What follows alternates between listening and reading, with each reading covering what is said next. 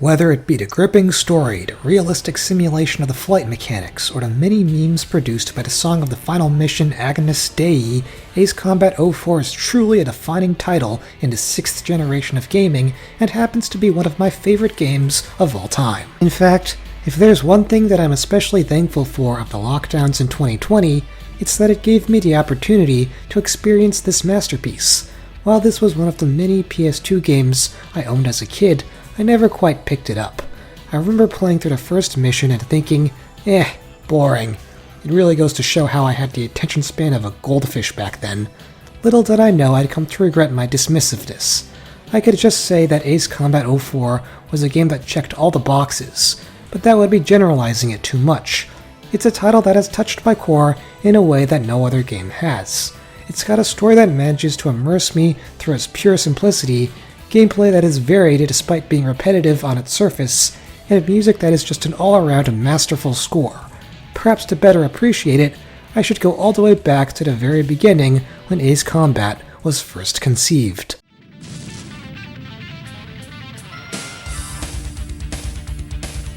It all began in 1995. Two Namco designers, Masanori Kato and Kazumi Mizuno, were tasked with creating a home port for the arcade game Air Combat.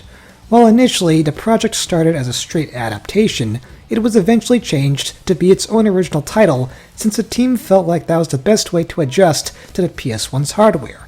Eventually, it spawned 2 other sequels, but for the 4th one, Mizuno wanted to do something different. His reasons were unclear, but from what I could garner, he was disappointed with Ace Combat 3 Electrosphere's reception and wanted a reboot of the series, or a return to zero as he calls it. Eventually, at the Tokyo Game Show, an early build of Ace Combat 4 was revealed, and this was later renamed to Ace Combat 04 Shattered Skies. The dev team also rebranded themselves to AC04 Project in recognition of this. In order to get good feedback, Namco released a contest in Japan in which 30 people would get a Shattered Skies demo if they provided information on what they wanted to see in the game via email by August 5th. Perhaps it was because they cared so much about fan feedback that the game was able to have the quality that it did, for it got rave reviews as well as selling a lot of copies, 2,640,000 to be exact, which exceeds not only its 2 predecessors, but its successors as well. This makes Shattered Skies the best-selling title in the franchise next to maybe Ace Combat 7, so 04 really has quite the reputation.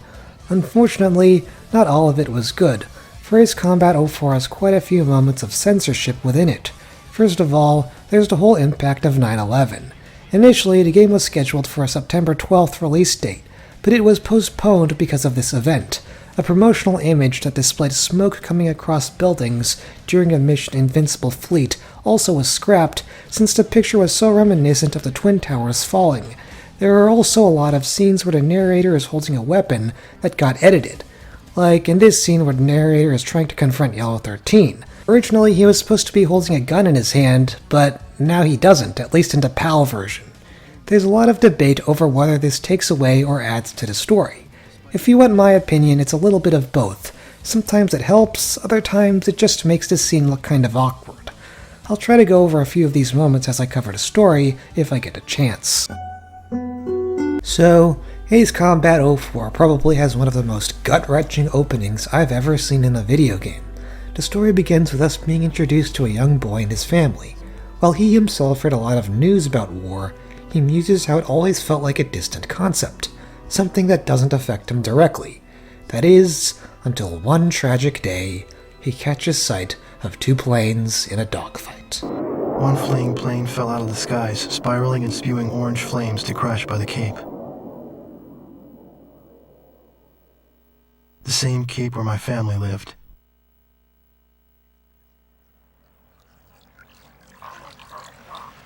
Now they only live in my memories of days past.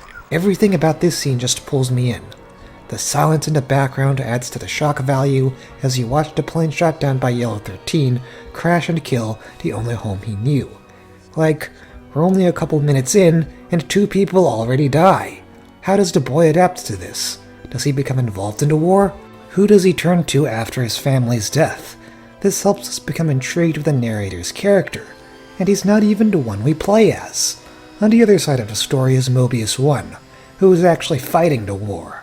The story goes back and forth between switching from the narrator's perspective into Mobius 1's, and some people might not like this because the happenings of the plot don't feel like they impacted the characters we control, but I think it works. It gives a broader picture of how your actions as Mobius 1 affect the ordinary people of San Salvation, which include the narrator, the bartender's daughter, and Yellow 13, and I'd like to emphasize the word ordinary. These three are not an elite squadron of fighters. They're all depicted as people that are struggling to come to terms with the bloodshed around them, and that gives the story a more grounded tone. The hand-drawn slide supplements this down-to-earthiness. While they are a step backwards from the fully animated cutscenes of Ace Combat 3, they manage to develop a special kind of subtlety, usually only being accompanied by silence except for a couple sound effects to show a little bit of atmosphere.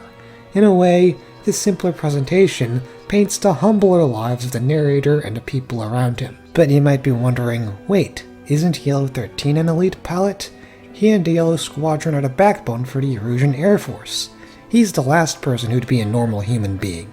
And you'd be correct in saying that, but the game focuses on a different aspect of his personhood. Initially, the narrator harbors pure hatred for him killing his family. There's even one censored scene where the narrator holds a firearm to try and murder him. As a side note, I'm disappointed they chose to take this away because it removes some of the tension of his hatred towards Yellow 13. However, his perspective shifts as he starts to get a better understanding of who 13 is as a person. I like how the game goes out of its way to show two different sides to Yellow 13's character depending on who was viewing it. Since Mobius 1 only sees an enemy pilot, he's treated as an intimidating threat, a wall that will potentially hamper the war effort. When 13 and the Yellow Squadron show up in-game for the first time, Mobius 1 and the others were forced to flee the battlefield, not having what it took to take them on. He's a terrifying menace to the opposing forces. Yet, the boy sees a kinder, gentler man.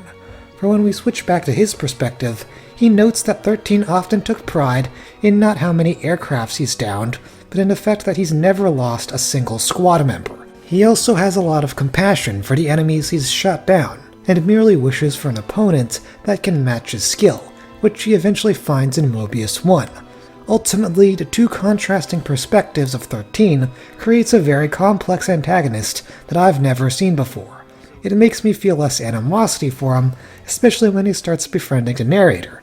As the boy spends more and more time with him, he starts to see a more humane aspect of 13 that wasn't obvious in his role as an ace pilot for the Yellow Squadron. This development reaches its climax when 13 loses his wingman, Yellow 4, during the Stonehenge Offensive.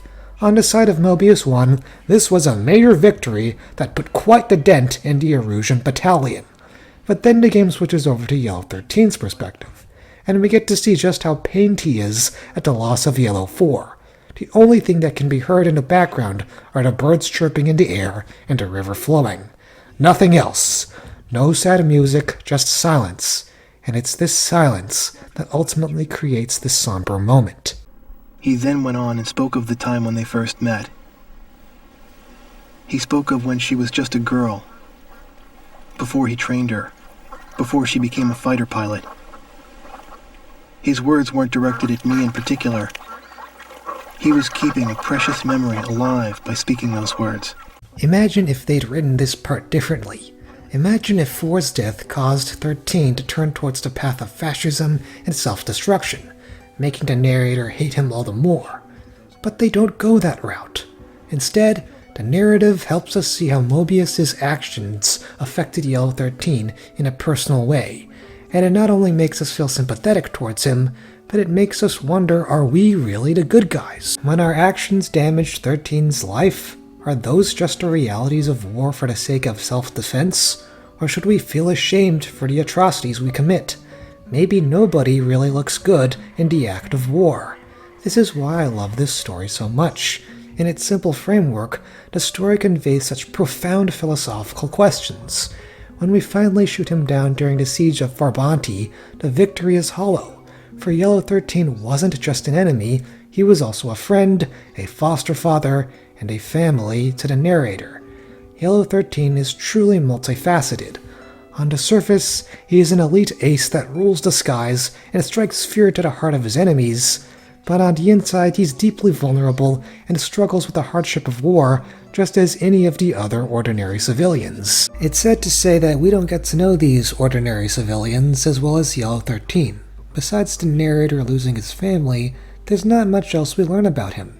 He does initially move in with his uncle and play the harmonica to make money for them both, but this is only brought up as a plot device for him to connect with Yellow 13 when they first meet. His main character growth occurs with his conflicting perception of him. The vengeance he felt at first becomes sullen guilt as he feels bad for befriending somebody on the enemy's turf, while people like the bartender's daughter did all the fighting. Although, as time goes on, he grows to appreciate the hospitality the Yellow Squadron bestows on him. While he still hates the Erusians for invading his home, his blind hatred turns into one of respect. Similarly, Mobius 1 also has very subtle development throughout the story. While he's mostly just a placeholder for the player to put themselves in, he does sort of grow in the sense he receives more recognition with every victory. In the first mission, Sitting Ducks, it's clear he's just an unknown rookie pilot. When he first encounters Stonehenge and the Yellow Squadron, he's forced to flee as he didn't have the skill set to face those threats. But later in the story, he becomes better and gains more admiration with each mission he accomplishes. Finally, he gains the experience needed to defeat Stonehenge and later the Yellow Squadron, which causes all his wingmen to put ribbon insignias on their aircrafts and call themselves Mobius. It's one of those tropes where initially the main protagonist doesn't have the ability to take down his adversary, then later gets better and manages to do so. It's not as much development as Yellow 13, but I don't think it's completely correct to say that Mobius 1 is a completely bland character. Sadly, the bartender's daughter and Yellow 4 get the least development in the game. To give the daughter some credit, she does a lot of badass things for the Resistance, like blow up the runway the Yellow Squadron used to take off, or planting laser transmitters for detonating explosives at the risk of being caught. It's also really sweet with how she also behaves as an older sister for the narrator and protects him from bullying and harassment. I just wish we knew more about her background and how she came to getting involved in the Resistance. Yellow 4 is the worst offender because she does even less. The narrator doesn't really interact with her much at all, and the only information we get on her is that she's the wingman of 13. The tragedy of her death has more to do with what she means to Yellow 13 and less to do with what we know of her as a person, so there's really barely anything to say concerning her. I hesitate to even call her a fully fledged character. I guess the bartender's daughter gets really jealous of 4 because she also crushes on 13, but this never really gets explored all that much. In fact, Yellow 4 is just there, kind of a non-entity. And that's a shame because if she had interacted more with the narrator and the bartender's daughter, then that would have made her death more meaningful because we'd feel like somebody we'd gotten to know over the course of the last several missions was missing, and we would have felt the weight of the war that the characters were enduring. Instead, we only understand it from 13's perspective. It doesn't make her death any less impactful, but the scope of it is very limiting. Thankfully, this is a rather small complaint of what is otherwise a very solid story. The quieter story creates quite the juxtaposition with the louder and more intense gameplay. As a flight sim, Ace Combat 04 focuses a lot on completing missions through the means of aerial combat. Now, one common complaint this game gets is that the missions are too repetitive. Except for a few outliers, most of them have Mobius 1 blow up several targets to gain a certain number of points. Now, I'd argue there are subtle ways they switch it up. Sometimes the types of targets you go after changes. The mission Konoma has the player engage in dogfights with other aircrafts, which greatly contrasts from the grounded targets previous missions concentrated on. Therefore, you have to change up your style and use weapons suitable to that situation, like the long or quick maneuver air-to-air missiles. The mission Safe Return has several jammers in the air, obscuring the signal. Therefore, you can't lock on to other targets to fire missiles, so you must rely on your Gatling gun turret. This forces you to take a slower approach when doing this task, as using the guns require more careful aim to get a clear shot. Contrastly, the mission Escort involves you being quick on your feet as you defend a plane that carries vital information on the superweapon Stonehenge as well as civilians. While the enemy fighters aren't going after you, they will very quickly make mincemeat out of the passenger plane above, so you have to be fast at dispatching each of the enemy fighters before...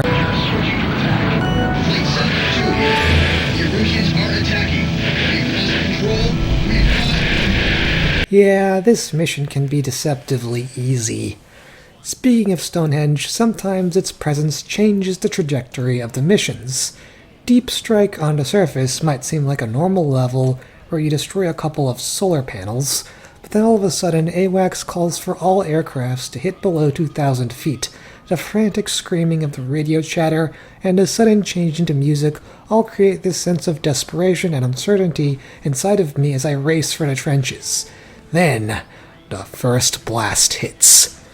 Words cannot describe just how scary this moment makes me feel. The controller vibrating in my hands, my fellow pilots dying from afar, it makes me afraid to actually face off against it. The next mission it appears in, Tango Line, forces you to multitask between racking up points and dodging Stonehenge, demonstrating how difficult the superweapon was making it to carry out basic operations. It needed to be stopped, and you finally get the chance to do it in Mission 12. This feels like a boss fight in a flight sim done properly. First, you need to take out the jammer keeping you from locking on, but with Stonehenge firing off blasts of sonic waves, it's very hard to properly target onto it. And even after taking it out, destroying Stonehenge itself is a challenge. Basically, you have to somehow blow up its base parts, and with the deadly weaponry it wields, the only way to properly do this is to fly below 2,000 feet while doing air combat. Seriously, this is probably the most stressful thing you do in the game. That is until you get to the final mission, Megalith. Okay, at this point the Erusians are basically at their last legs, and Megalith is like their last-ditch attempt to finish you guys off. And boy, I've gotta give credit where it's due that they really give it their all. First of all, the briefing really makes you feel like you're about to do the impossible. In previous briefings, there's music that plays in the background, but with this one, there's no music at all, almost feeling like a moment in a horror game. Megalith is a rocket launch facility that can shoot down asteroid fragments in orbit. The only way to destroy this highly dangerous and fortified facility is too bright. Basically, this sets up the tone that you're about to do something that is especially challenging, for, as the captain details, Megalith can't be destroyed from the outside, therefore you have to fly inside of it to destroy its generators through its tunnels. Words cannot describe just how tense it feels trying to steady your plane as you slowly fly through a tight passageway in which one wrong move can send it hurtling to its end. It's not as simple as it looks. While the path is straight, it's really claustrophobic, so you really have to monitor your speed and carefully navigate so as not to hit any walls. Once you've done that, you need to head inside the final hallway located in the middle of the weapon to blow up the missile and make your exit. The worst part is that if you mess up on any of this, you have to redo the entire mission. The more the reason, accomplishing this final task feels extremely satisfying. I remember breathing a huge sigh of relief as I watched Mobius 1 fly out of that hole while Megalith exploded behind him. But even the missions that don't have anything too fancy and just make you score lots of points are well designed, especially considering how they're non-linear. The vast array of aircrafts you can pilot, all of them being based off of real-world jets, provide different pros and cons concerning how to tackle an objective. With the Invincible Fleet, since there are many ships and submarines docking the harbor, you'd think the most natural selection would be the A-10 because of its specialty being ground combat. One thing that most people wouldn't consider, though, is the distance you'd have to cover when going back and forth to the return line in order to restock.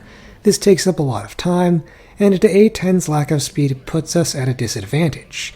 In this case, a faster aircraft like the EF-2000 Typhoon or the FA-18 would be better. The fact that the FA-18 is also multi-role may indicate that it's a more reasonable way of doing air-to-ground combat compared to the A-10.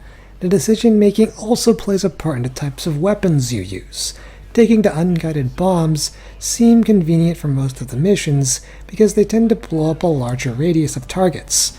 The drawback with them is that they really require a lot of precision to get the most out of them. Since they don't have a lock-on feature, it makes it easier to miss with them.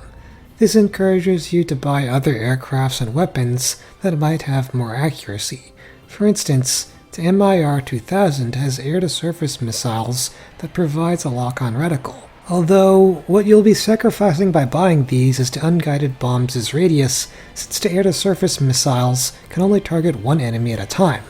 I guess the Tornado IDS has precision-guided bombs that lock onto an enemy and cover a decent area, but they're really expensive to buy. This makes it all the more important to get S rank on most of the missions, as you'll be rewarded with more points the better you perform.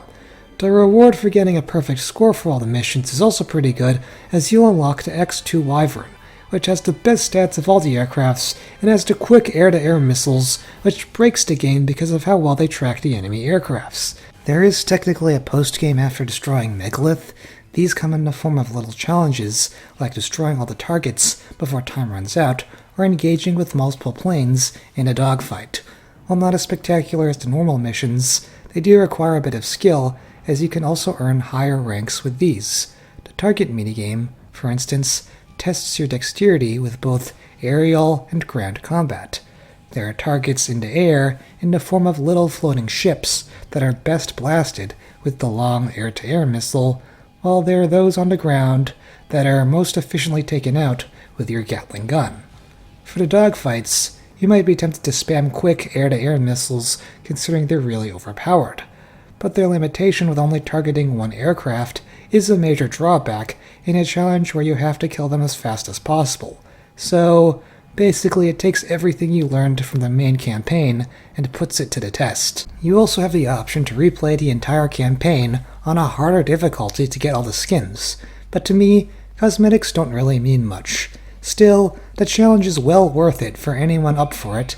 Basically, things that were harmless before, like the AA artillery, can shoot you down with only a few shots on ace difficulty. Also, the return line no longer replenishes your health, so be prepared for a frustrating experience. Good thing there's some awesome music to make up for the pain. Certainly, most people probably recognize Agonus Dei from the many lore memes that can be found on YouTube, but I feel the rest of the soundtrack sort of feels like it gets overlooked. It's really hard to figure out what the best examples are because they're all so good. Operation Bunker Shot sort of stands out. Considering that the entire mission revolves around you doing a D-Day-like beach raid, it tries to create a military-esque theme through the usage of trumpets.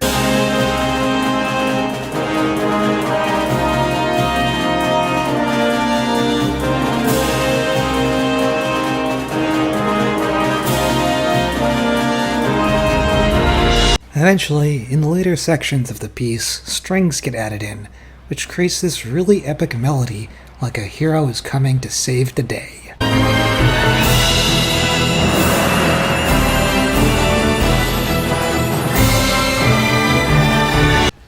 Kanoma is another example of one of my favorites. The electric guitar in the background adds a lot to the fast-paced nature of the mission. Basically, it essentially revolves around a dogfight, and the acoustics going crazy really encouraged me to go out there and shoot down all those planes.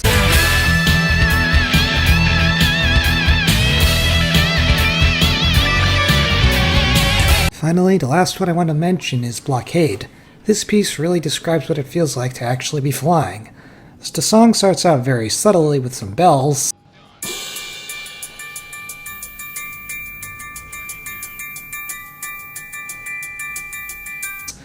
this eventually builds to have some strings being added in,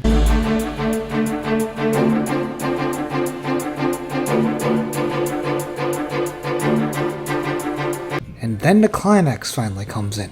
Something about this part always makes me feel like I'm soaring in the sky.